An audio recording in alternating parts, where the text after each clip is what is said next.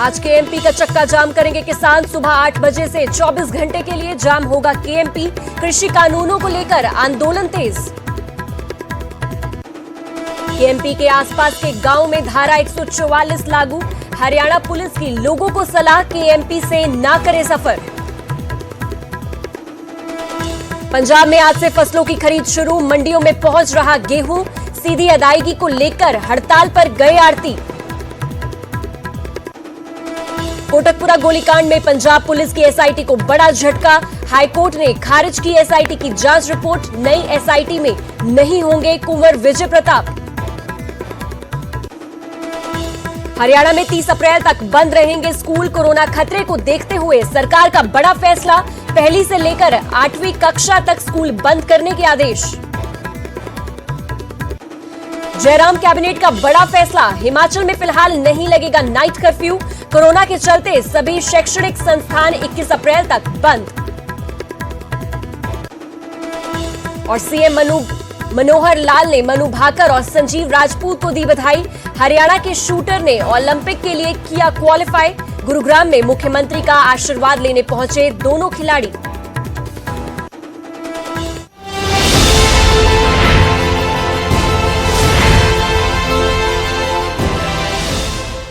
नमस्कार, आप देख रहे हैं न्यूज 18 पंजाब हरियाणा हिमाचल और मैं हूं नवजोत कौर। बुलेटिन में सबसे पहले बात करेंगे किसान आंदोलन की। आज कुंडली मानेसर पलवल एक्सप्रेसवे पर जाम करेंगे किसान और सुबह 8 बजे से 24 घंटे के लिए केएमपी जाम करने का ऐलान कर दिया गया है किसानों की तरफ से। केएमपी के आसपास के गांव में धारा 144 लागू कर दी गई है।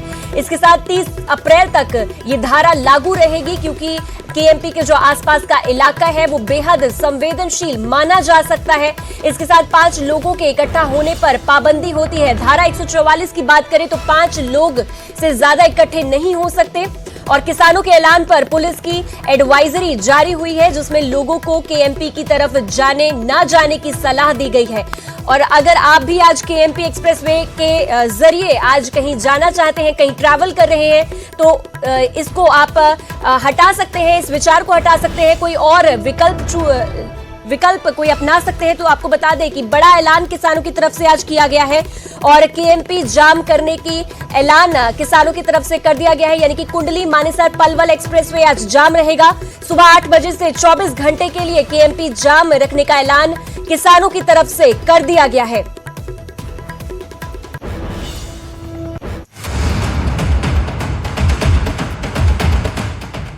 केएमपी यानी कुंडली मानेसर पलवल एक्सप्रेसवे 136 किलोमीटर। इस एक्सप्रेसवे की रफ्तार फिर थमने वाली और वजह है किसान आंदोलन। किसानों ने एक बार फिर केएमपी एक्सप्रेसवे को जाम करने का ऐलान किया है और वो भी 24 घंटों के लिए। शनिवार सुबह 8 बजे से रविवार सुबह 8 बजे तक केएमपी जाम रहेगा। किसान एकता। किसानों ने 2 टूके शब्दों में सरकार को चेतावनी दी कि वो किसी भी कीमत पर पीछे हटने वाले नहीं।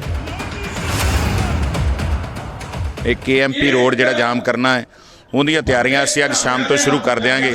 ਵੱਡੇ ਪੱਧਰ ਤੇ ਅਸੀਂ ਜਿਹੜਾ ਪਹਿਲਾ ਪ੍ਰੋਗਰਾਮ ਸਾਡਾ ਸੀ 11 ਵਜੇ ਜਾਮ ਲਾਉਣਾ, ਹੁਣ ਅਸੀਂ ਸਵੇਰੇ 8 ਤੋਂ 11:08 ਤੱਕ ਕਰ ਦਿੱਤਾ। 24 ਘੰਟੇ ਜਾਮ ਲੱਗੇਗਾ। ਟਾਈਮ 'ਚ ਥੋੜੀ ਤਬਦੀਲੀ ਕਰਨੀ ਪੈਗੀ। ਇਸ ਕਰਕੇ ਬੀਜੇਪੀ ਗਵਰਨਮੈਂਟ ਜਿੰਨਾ ਚਿਰ ਸਾਡੇ ਕਾਲੇ ਕਾਨੂੰਨ ਵਾਪਸ ਨਹੀਂ ਕਰਦੀ, ਐਮਐਸਪੀ ਕਾਨੂੰਨੀ ਜਾਮਾ नहीं बनाते, ਉਹਨਾਂ ਚਿਰ ਅਸੀਂ ਤਿੱਖੇ ਤੋਂ ਤਿੱਖਾ प्रोग्राम देवांगे। इधर किसानों के आंदोलन को देखते हुए और जाम की समस्या से निपटने के लिए गुरुग्राम जिला प्रशासन ने केएमपी के साथ लगते गांवों में धारा 144 लगा दी है, जबकि हरियाणा पुलिस ने ट्रैफिक एडवाइजरी जारी करते हुए लोगों को केएमपी की तरफ सफर नहीं करने की सलाह दी है।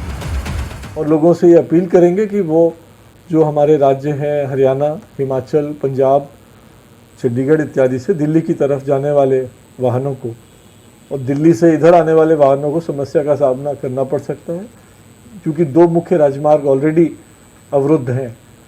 तो इसके लिए हम लोगों को एडवाइस देंगे ताकि वो अपनी जर्नी पोस्टपोन करें या दूसरे रूट से जाएं।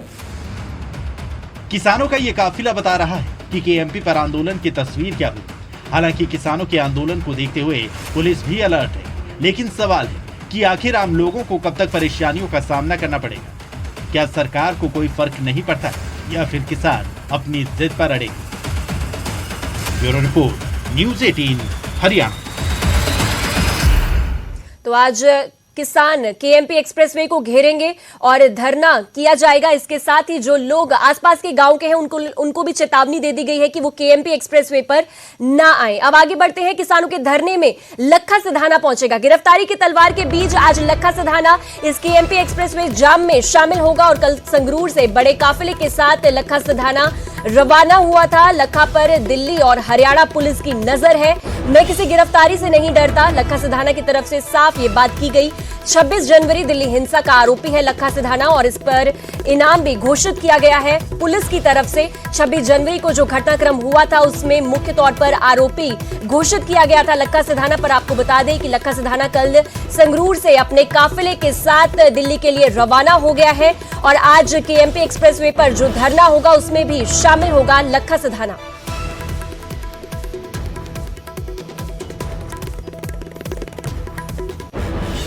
ਕਹਿੰਦਾ ਆਇਆ ਕਿ ਜਦੋਂ ਅਸੀਂ ਲੜ ਰਹੇ ਆ ਨਾ ਤੇ ਅਸੀਂ ਜੇਲ੍ਹਾਂ ਤੋਂ ਨਹੀਂ ਭੱਜ ਸਕਦੇ। ਅਸੀਂ ਸਰਕਾਰ ਨੇ ਝੂਠੇ ਮੁਕੱਦਮੇ ਵੀ ਦੇਣੇ ਆ, ਤਸ਼ੱਦਦ ਵੀ ਕਰਨਾ, ਤੁਹਾਡੇ ਤੇ ਬੜੇ ਪ੍ਰਾਪੇ ਗੰਡੇ ਵੀ ਕਰਨੇ, ਤੁਹਾਨੂੰ ਬਦਨਾਮ ਵੀ ਕਰਨਾ, ਤੁਹਾਨੂੰ ਜੇਲ੍ਹਾਂ 'ਚ ਵੀ ਤੁੰਦਣਾ, ਫੜ ਲੈਣ। ਅਸੀਂ ਭੱਜੇ ਹੀ ਨਹੀਂ। ਮੈਂ ਪਹਿਲੇ ਦਿਨ ਤੋਂ ਕਹਿ ਰਿਹਾ ਵੀ ਦੇਖੋ ਅੰਦੋਲਨ ਦੀ ਜਿੱਤ ਨਾਲ ਖੜੇ ਆ।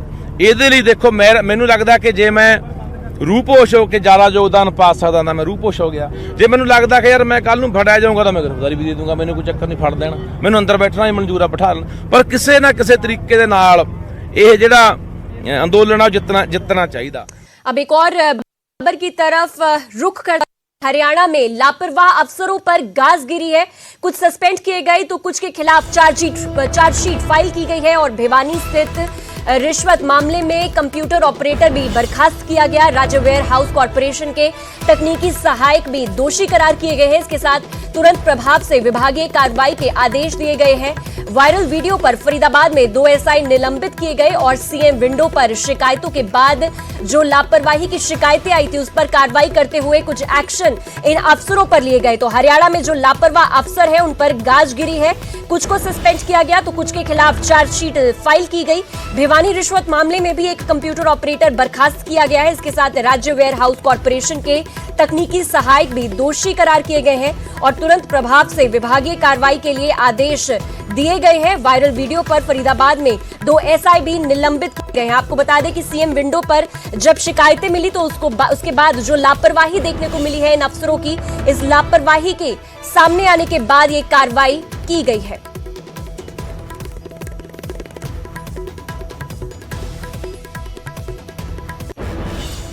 उधर हिमाचल में कोरोना पैर पसारने लगा है। ऐसे में जयराम कैबिनेट ने एक बड़ा फैसला लिया है।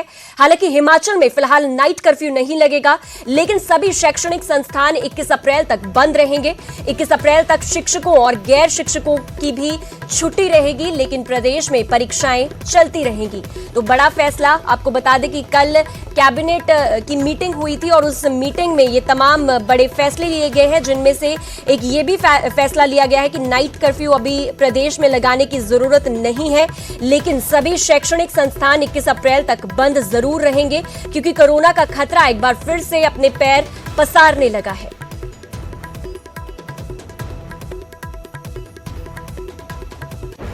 उधर देश में कोरोना ने रफ्तार पकड़ ली है। हर दिन 1 लाख से ऊपर केस आ रहे हैं। कोरोना के कहर को देखते हुए हरियाणा सरकार ने भी स्कूल बंद रखने का फैसला लिया है। प्रदेश में 30 अप्रैल तक स्कूल बंद रहेंगे। 1 से लेकर 8वीं तक की कक्षाएं नहीं लगेंगी और खुद सूबे के शिक्षा मंत्री कंवरपाल गुर्जर ने ये जानकारी दी है। तो आपको बड़ी खबर हरियाणा से जुड़ी हुई दिखा रहे हैं, जहां पर एक बार फिर से कोरोना ने रफ्तार पकड़ी है और इसके मद्देनजर ही ये तमाम फैसले लिए गए हैं। तो कोरोना रफ्तार पकड़ चुका है और प्रदेश में सैकड़ों लोग इसकी चपेट में आ रहे हैं। हालांकि प्रदेश के सबसे बड़े मेडिकल संस्थान रोहतक पीजीआई ने इसको लेकर सावधानियां भी बरतनी शुरू कर दी हैं और संभावित खतरे को देखते हुए मेडिकल स्टाफ को ट्रेनिंग दी गई है। अकेले रोहतक पीजीआई की बात करें तो पिछले 1 महीने में लगभग 100 स्वास्थ्यकर्मी कोरोना पॉजिटिव आ चुके हैं, जिनमें ज्यादातर डॉक्टर्स और स्टाफ नर्स शामिल हैं। मरीजों को बेहतर इलाज मिले, इसलिए मेडिकल स्टाफ को एक बार फिर से ट्रेन किया जा रहा है।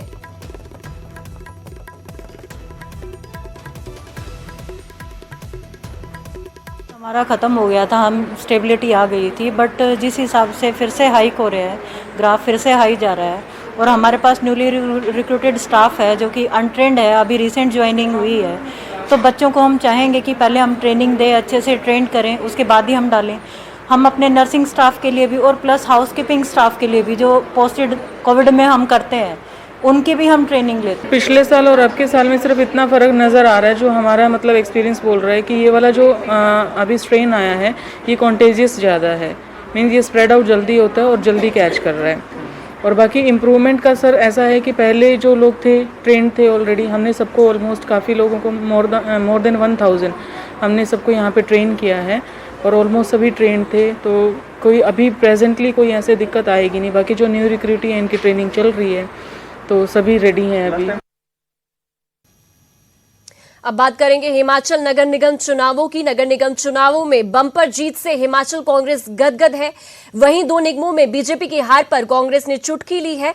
हिमाचल कांग्रेस के वरिष्ठ नेता राजेंद्र राणा ने न्यूज 18 से खास बातचीत में बीजेपी पर जमकर हमला बोला।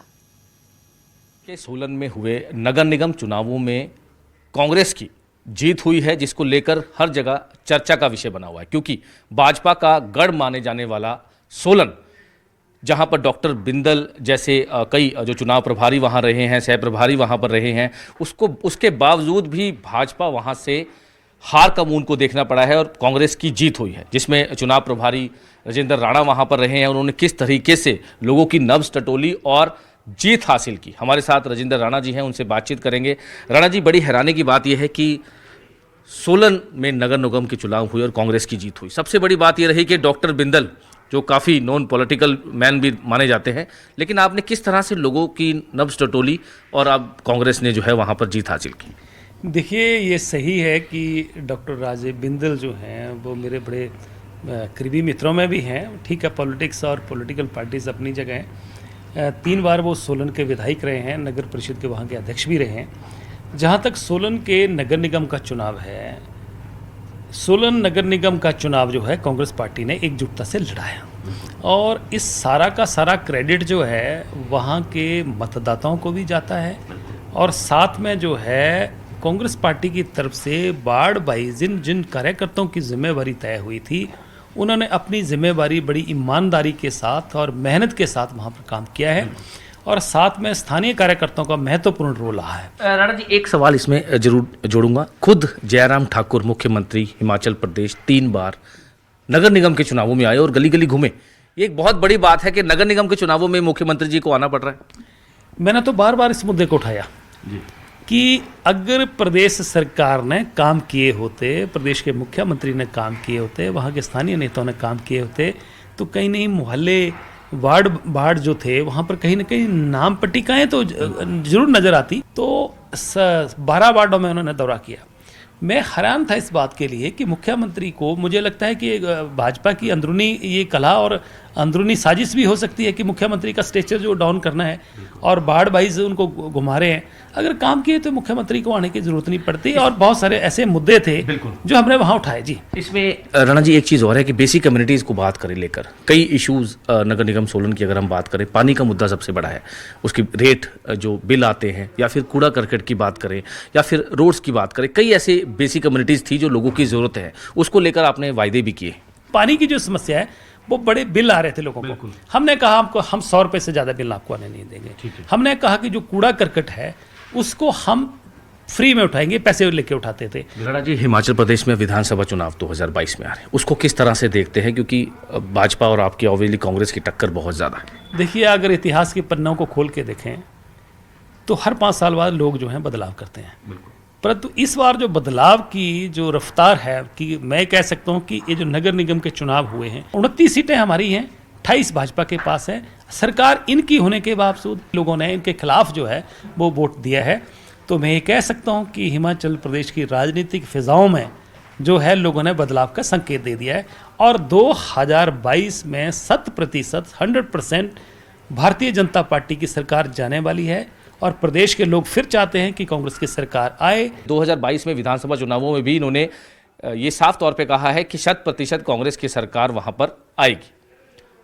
हिमाचल से कैमरामैन विशाल गुलाटी के साथ मनोज राठी, न्यूज़ 18 हिमाचल। अब बात फसल खरीद की। कैथल की नई अनाज मंडी के सामने गुस्साए किसानों ने जींद मार्ग पर जाम लगा दिया। किसानों ने मार्ग पर झाड़ियां और ट्रैक्टर ट्रॉली खड़ी करके सड़क को बाधित कर दिया। किसानों ने लगभग 3 घंटे जींद मार्ग को जाम रखा। किसानों का कहना है कि वो 3-4 दिन से मंडियों में है, लेकिन गेहूं की ना तो खरीद हो रही है और ना ही तोल हो रहा है। नमी के नाम पर खरीद रोक दी जाती है। नमी ठीक होने बाद तोल नहीं किया जाता, जिसकी वजह से उन्हें कई दिन गेहूं की रखवाली करनी पड़ती है। किसानों ने कहा कि लड़ाई सरकार और आड़तियों की है, लेकिन परेशान किसान को किया जा रहा है। किसान 3 घंटे लगातार जाम पर बैठे रहे और जिसके बाद एसडीएम मौके पर पहुंचे और गेहूं की तुलाई का आश्वासन देकर जाम खुलवाया गया। जो ये समस्या नहीं है सरकार की, भाई किसान की चल गेहूं तोल देगी सरकार, ये बताओ तुलन के बाद उठान का सिस्टम है नहीं सरकार के पास। किसान ने तो फिर बैठना पड़ गया, जो दाने कट्टे में ही पड़ गए। किसान पैरा थोड़ी देश का है। किसान चाहता है कि जो पुराना सिस्टम था नहीं मारा, मेरी कणक गिरी, मैं कट्टे में भागा बग गया, मैंने और काम बहुत है, मैंने तूड़ी बनवानी है, मैंने और मेरी 4 किले बढ़ा लिया, 4 की मेरे 6 की और भी खड़ी है, कल आग लग गई। किसान कहना चाह रहे हैं भाई मेरी तो कणक आंधे सार तुलनी चाहिए, उठवान का सिस्टम रेडी रखो सरकार। या ऑनलाइन में जा रही है किसान, किसी का पंजीकरण को नहीं, बेचारा एक कणक बाकी खड़ी है, पंजीकरण को नहीं, उसका गेटे पास नहीं कटन लग रहा, वो तो फिर भी बैठा। तो मंडियों में गेहूं की आवक होते ही माहौल गर्मा गया है। किसानों का आरोप है कि मंडियों में तोल ठीक से नहीं हो रहा, जिसकी वजह से किसानों को परेशानियों का सामना करना पड़ रहा है। किसानों का कहना है कि सरकार ने खाद के रेट में इतनी ज्यादा बढ़ोतरी कर दी है, लेकिन गेहूं का समर्थन मूल्य 50 रुपए से ज्यादा नहीं बढ़ाते। वहीं आड़ती इस बात से खफा है कि पेमेंट सरकार किसानों के खाते में दे रही है। इसमें सरकार को ऑप्शन रखना चाहिए, यानी कि किसान किससे पैसा चाहता है, सीधी अदायगी या फिर आड़तियों से।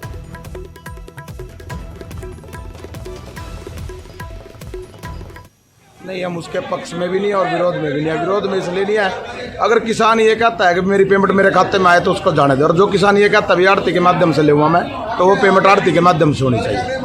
तो हम सरकार से ये निवेदन करते हैं अभी किसान का पक्ष सुना जाए। अगर किसान कह रहा है अभी आड़ती के माध्यम से मुझे पेमेंट चाहिए तो उसकी आड़ती के माध्यम से कर दो, और जो किसान कह रहा है अभी मुझे सीधी चाहिए उसको सीधी कर दो। पर इसके लिए हम यही कहना चाहेंगे आपको कि सरकार ऐसा क्या चाहती है, इसमें किसान ऑप्शन रखनी चाहिए सरकार को, ये या तो पेमेंट को डायरेक्ट किया जाए, या अगर किसान अपने खाते में जाता है तो किसान अपने खाते में ले ले, और आड़ती के खाते में जाता है तो आड़ती के खाते में।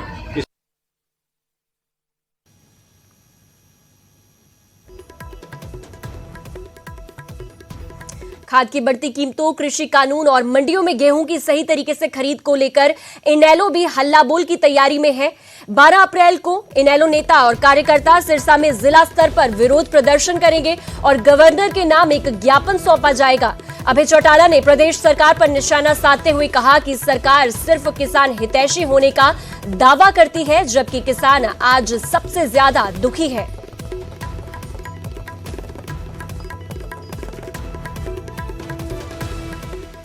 अगली खबर सोहना से आ रही है। सोहना के गांव दमदमा में एक बार फिर दबंगों की दबंगई सामने आई, जहां दलित समाज के लोगों के साथ दबंग जमकर मारपीट कर रहे हैं। ताजा मामला गांव दमदमा में देखने को मिला, जब एक युवक झगड़े का फैसला करने के लिए दबंगों के घर गया तो उन्होंने उसकी टांग तोड़ दी। डंडों से उसके सर पर भी वार किए गए।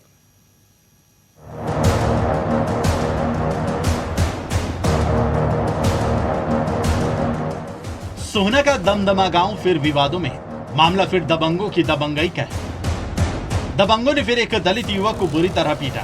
युवक पहले हुए झगड़े के बाद फैसले को लेकर दबंगों के घर पहुंचा था। ग्रामीणों के मुताबिक दबंगों ने कुछ समय पहले उनकी लड़कियों के साथ छेड़खानी की और उन्होंने इसका विरोध किया तो उनके साथ मारपीट की गई। और इस झगड़े का जब वो फैसला करने गए थे तो उन्होंने इस युवक को भी पीट डाला।